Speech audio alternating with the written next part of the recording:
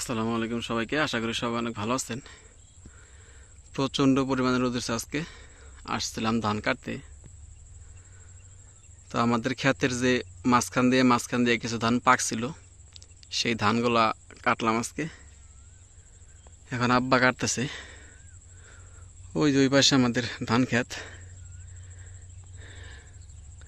ওই যে দেখেন, ওই যে মাথা দেখা যাইতেছে, ওইখানে আমাদের ক্ষেত।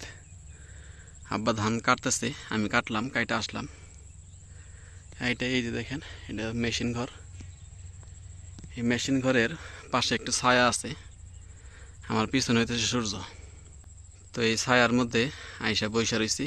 আজকে যে পরিমাণে রোদ উঠছে, এই রোদের মধ্যে ধান কাটা খুবই কষ্টের।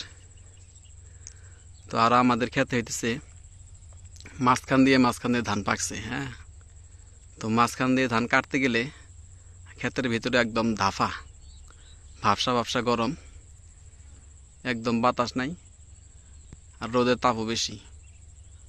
তো এখানে ধান কাটতে গেলে একদম ঘাই ম্যাচুরে অবস্থা খারাপ হয়ে যায়।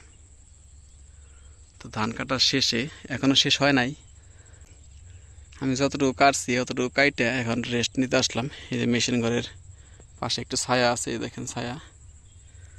তো এই ছায়ার মধ্যে এসে রেস্ট নিতেছি। তো আলহামদুলিল্লাহ আমাদের ক্ষেতের আবাদ এখন মোটামুটি ভালোই হয়েছে। যদিও ধান গাড়ার সময় একটু ধানগুলো উল্টাপাল্টা হয়ে গেছিলো, তার জন্য আমাদের এক্সট্রা পরিশ্রম করতে হইতেছে।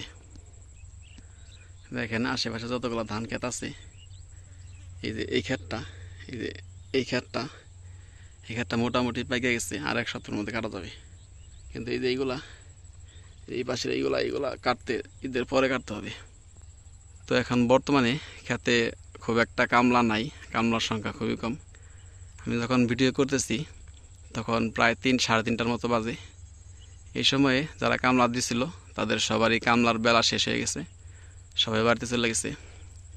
যেহেতু আমাদের নিজেদের কাজ, আমাদের কামলার কোনো বেলা নাই। হ্যাঁ, তো যতক্ষণ সূর্য আছে ততক্ষণ আমাদের কাজ চলমান আছে।